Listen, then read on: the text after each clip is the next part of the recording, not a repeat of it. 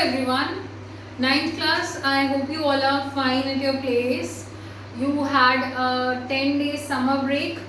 You were given a lot of homework. और बहुत से कम बच्चों का होमवर्क अब तक सबमिट हुआ है.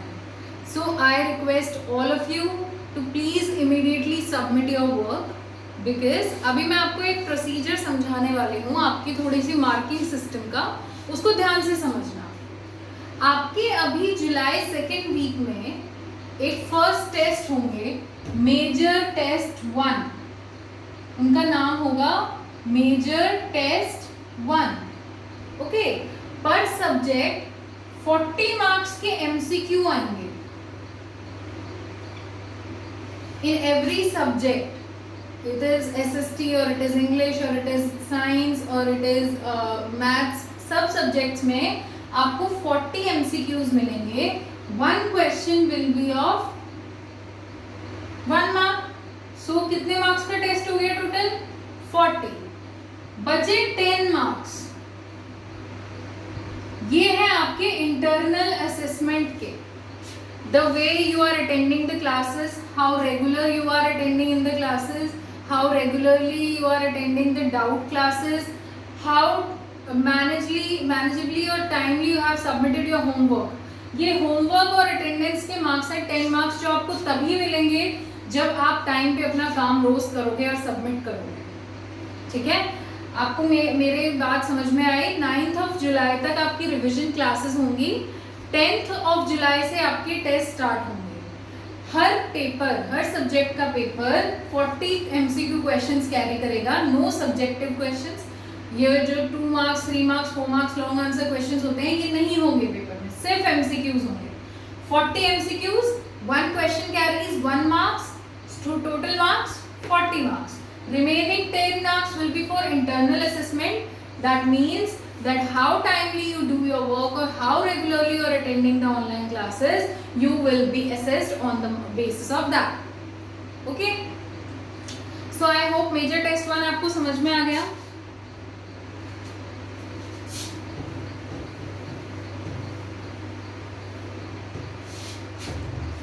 अब नया कॉन्सेप्ट जो जुड़ा है वो है डाउट क्लासेस का, है ना.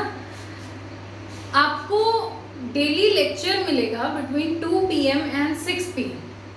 4 आवर्स हैं, 3 क्लासेस हैं. उन लेक्चर्स को अच्छे से पढ़ो sincerely. Just don't actually speed up the lecture कि बस हमने देख लिया. समझ में आना चाहिए आपको वो lecture. So please understand it carefully. अगर एक चीज कोई एक बार में समझ नहीं आती है तो उसको दोबारा देखो, थोड़ा सा रिवाइंड करके दोबारा देख लो. अगर दोबारा भी समझ में नहीं आ रही है तो उसको डाउट के तरीके से रफ नोटबुक में लिखो. नेक्स्ट डे जब आपकी उस सब्जेक्ट की डाउट क्लास होगी, टाइम स्पैन दिया गया है आपको शेड्यूल के हिसाब से. First subject 9 to 10 AM, second subject 10 to 11 AM, third subject 11 to 12 PM. ठीक है, तो जो ये टाइम स्पैन है इसमें आपकी डाउट क्लास होंगी. जितने भी डाउट्स आपको हैं उन्हें रफ नोटबुक में मेंशन कीजिए और उसके लिए फिर आप मीटिंग में प्रेजेंट हो जाइए. अपने क्वेश्चंस वहां पुट अप कर सकते हैं.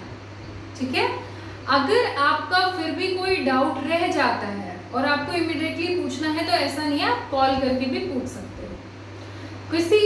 किसी घर में 2 बच्चे हैं, आप लोग छोटे भाई बहन आपके छोटी क्लासेस में हैं, तो वो भी मैनेज हो रहा है. अगर फिर भी कोई प्रॉब्लम आपको आती है तो please contact your class teacher.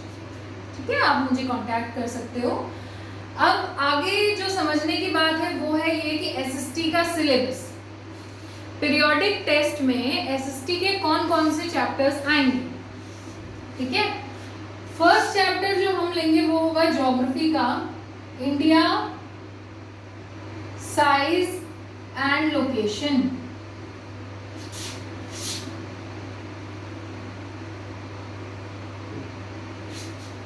ये ज्योग्राफी का चैप्टर है, सबने पढ़ा है, इसको भी रिवाइज करेंगे हम.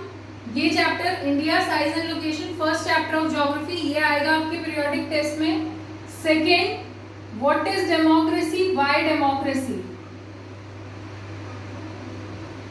What is democracy, why democracy. ये पॉलिटी में चैप्टर है आपके, पॉलिटिकल साइंस का चैप्टर है, ये भी हम पढ़ चुके हैं, बहुत अच्छे से पढ़ चुके हैं, मंडे टेस्ट के लिए रिवाइज कर चुके हैं, बट स्टिल हम रिवीजन करेंगे इसका। Third chapter constitutional design.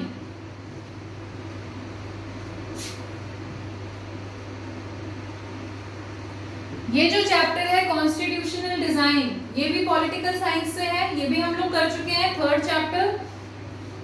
Fourth chapter the French revolution.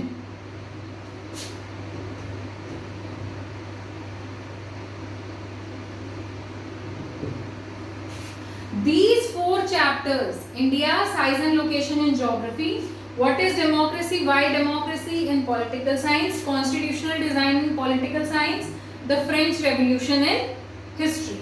Okay, we will revise these chapters, but what I want you to do is, आपको ये चैप्टर खुद से पढ़ने हैं, मैं रिविजन कराऊंगी, आपको किस टाइप के क्वेश्चंस अटेम्प्ट करने होंगे उनकी प्रैक्टिस कराऊंगी, लेकिन आपको ये चैप्टर बुक से खुद लाइन बाय लाइन रीड करना है, तभी तो डाउट्स निकलेंगे। आप चैप्टर को लाइन बाय लाइन रीड करेंगे and in the next morning जब भी आपकी डाउट क्लास होगी आप उन क्वेश्चंस को पूछेंगे, ठीक है।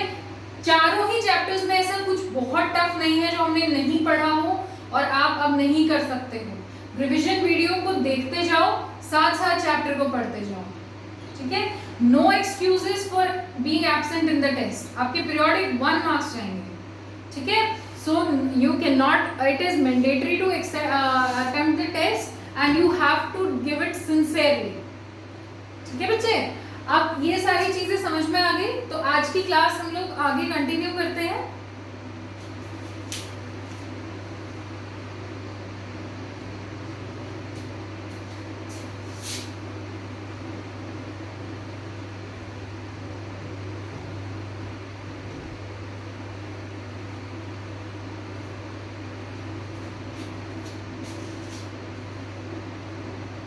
Okay.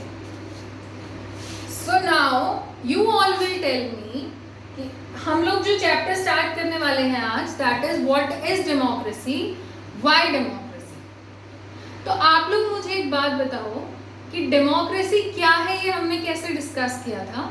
एक क्लास की स्टोरी पढ़ रहे थे हम, उस क्लास में क्लास टीचर बच्चों को बता रही थी कि किसी भी वर्ड को पढ़ने से पहले, उसकी डेफिनेशन क्लियरली लिखने से पहले हमारी सिर्फ ये ड्यूटी नहीं होती है कि कोई वर्ड जाना, उसका मीनिंग जान लिया और खत्म। नहीं, उसका क्या यूज है, उसके क्या फीचर्स हैं, क्या मेरिट्स हैं, क्या डीमेरिट्स हैं, ये सब जानना भी हमारी ही रिस्पॉन्सिबिलिटी होती है, ठीक है। तो बच्चे पूछ रहे थे कि मैम डेफिनेशन बाद में जानेंगे, पहले आप कॉन्सेप्ट पढ़ा रहे हो, ये क्या चक्कर है।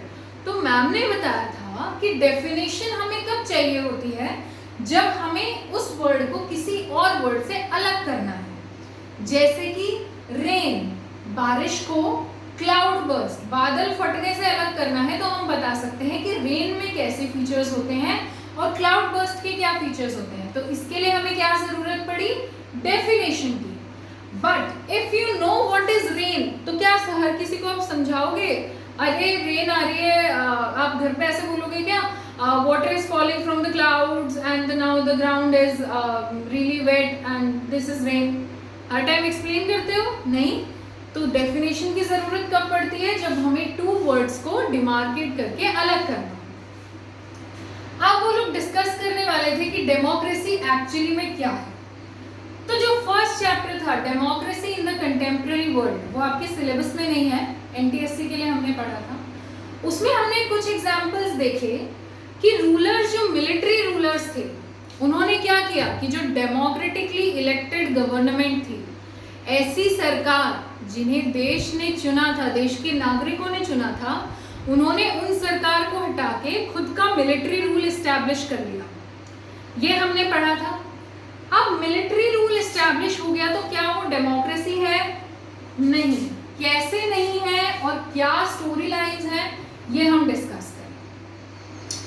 अब अगर आपसे कोई पूछे कि एक बेसिक डेफिनेशन दे दो for democracy, so what is the clear basic definition of democracy? Democracy is a type of government, democracy is a type of government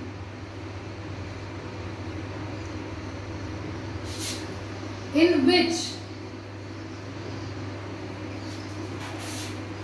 rulers are elected by the people.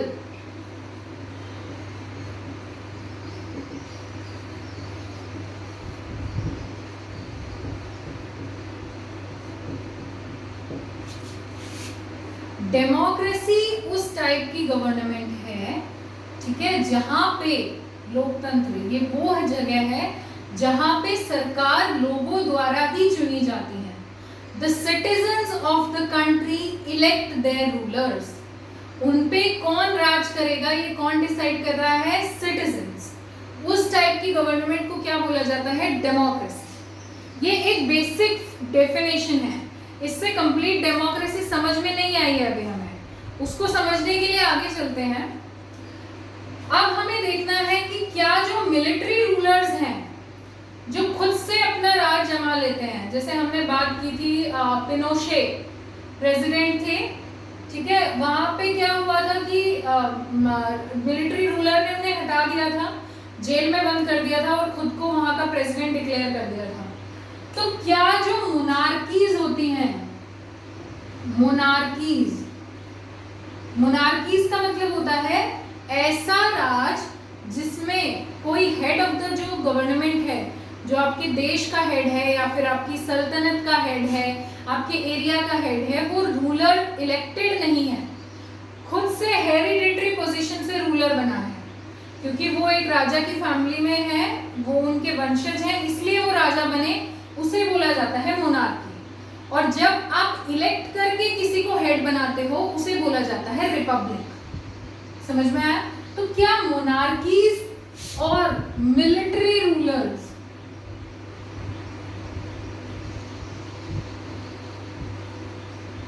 जो monarchies हैं या फिर जो military rulers हैं, क्या ये democratic होते हैं? नहीं.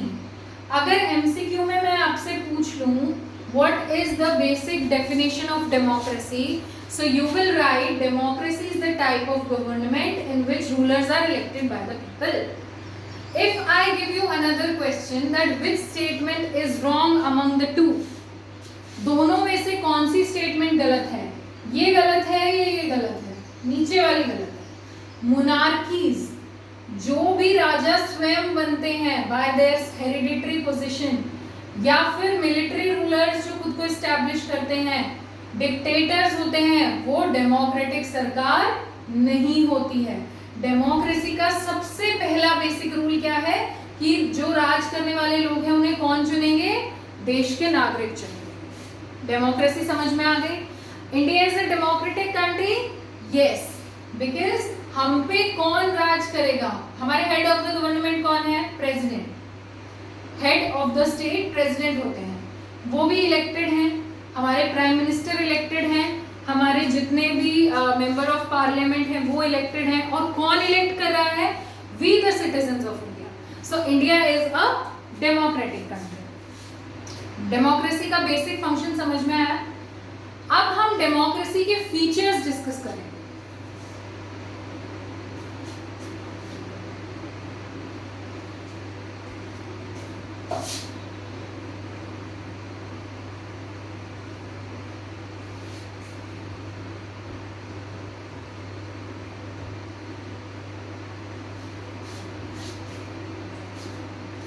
We are going to discuss the features of democracy.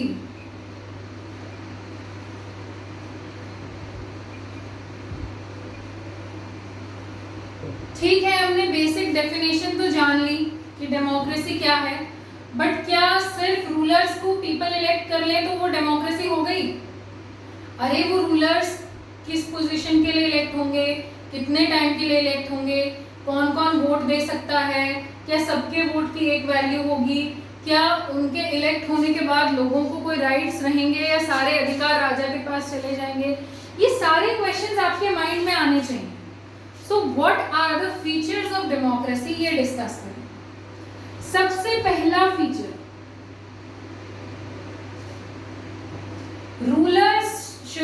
Elected by people, ये हमने देख लिया। ये राज कौन करेगा? जिनको देश के नागरिक चुन रहे हैं। अब the real power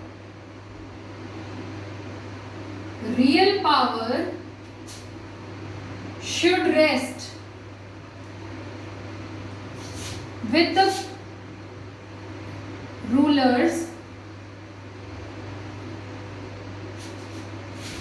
elected by the people.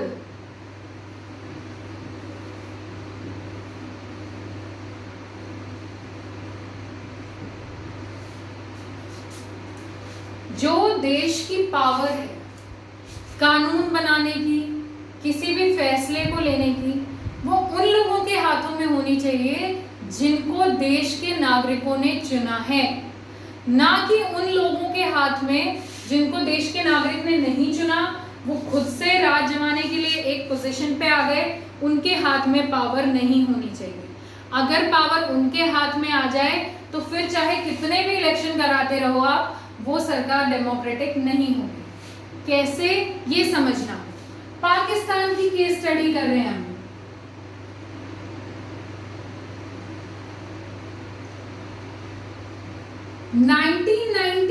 में 1999 तक सब कुछ सही चल रहा था। Parvez Musharraf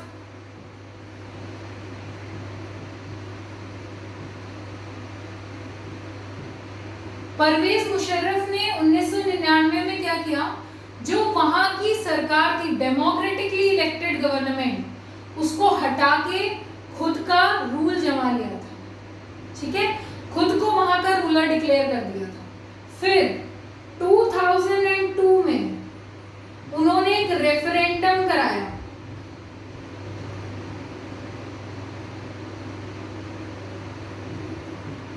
what is referendum? जब किसी भी पॉलिटिकल क्वेश्चन पे आप लोगों को चॉइस दो कि आप ये स्टेप लेना चाहते हो या नहीं। इनके रेफरेंडम का क्वेश्चन था कि मैं प्रेसिडेंट बनूं या नहीं। ठीक है, 2002 में इन्होंने एक रेफरेंडम कराया और उस रेफरेंडम के बाद खुद को प्रेसिडेंट डिक्लेयर कर दिया, प्रेसिडेंट ऑफ पाकिस्तान। 1999 तक इनका कोई रोल नहीं था, देश एक सरकार के द्वारा चल रही थी आराम से। 2002 में आए, इन्होंने एक रेफरेंडम कराया, उस रेफरेंडम से खुद को प्रेसिडेंट ऑफ पाकिस्तान डिक्लेयर कर दिया।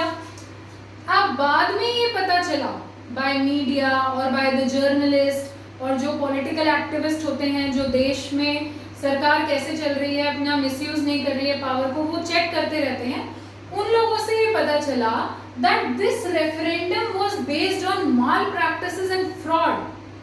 This referendum was not pure in its sense. ये लोगों से असलियत में नहीं कराया गया था और लोगों ने जवाब कुछ दिया और उस जवाब को बना कुछ और दिया गया। सो ये रेफरेंडम फ्रॉड था। लोगों ने परवेज मुशर्रफ को प्रेसिडेंट नहीं बनाया था, but because he stood for his power, वो ताकत से वहां पे इस्टेब्लिश होना चाहते थे, तो उन्होंने क्या किया? खुद को प्रेसिडेंट डिक्लेयर कर। अब प्रेसिडेंट बनने के बाद 2002 में ही उन्होंने निकाला लीगल फ्रेमवर्क ऑर्डर।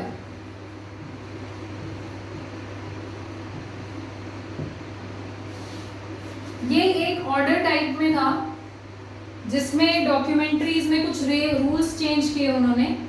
उसका नाम था लीगल फ्रेमवर्क ऑर्डर।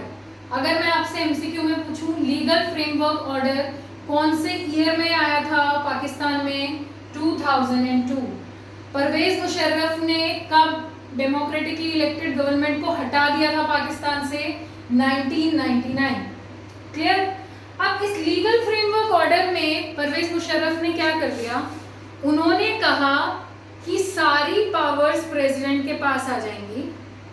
प्रेसिडेंट के पास ये पावर होगी कि वो कभी भी जो देश की गवर्नमेंट है, जैसे हमारे यहाँ पे पार्लियामेंट में लोकसभा राज्यसभा होते हैं, आपकी स्टेट लेजिस्लेटिव असेंबलीज होती हैं, तो परवेज मुशर्रफ ने कहा कि जब भी मेरा मन करेगा, it is the power of the president to any time dismiss the national and state assemblies. कभी भी मैं देश की और राज्य की उन सरकारों को डिसमिस कर सकता हूं, ये मेरी मर्जी है। ये उन्होंने खुद से बना लिया ये रूल लीगल फ्रेमवर्क ऑर्डर में, ठीक है। उसके बाद उन्होंने एक और रूल बना दिया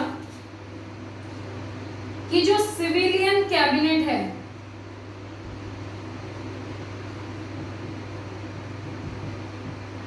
सिविलियन कैबिनेट क्या होती है? हमारे यहाँ पे कैबिनेट का मतलब ही क्या होता है? जो मिनिस्टर्स हैं, एमपीज को हमने चुन के भेजा, उन एमपीज में से कुछ एमपीज को जब आप मिनिस्टर की पोजीशन देते हो, उन्हें एक डिपार्टमेंट देते हो टू हैंडल। जैसे अगर मैं एमपी हूँ मान लो, और मुझे एक डिपार्टमेंट मिल जाता है मिनिस्ट्री ऑफ एजुकेशन, तो मैं एक मिनिस्टर बन गई और मेरे कैबिनेट का हिस्सा हो गई। लेकिन अगर मुझे कोई पोजीशन नहीं मिलती है, डिपार्टमेंट नहीं मिलता है, तो मैं मिनिस्टर नहीं बनती। तो जो मिनिस्टर्स होते हैं कैबिनेट में, उनके फैसले को डिसाइड करेगी नेशनल सिक्योरिटी काउंसिल।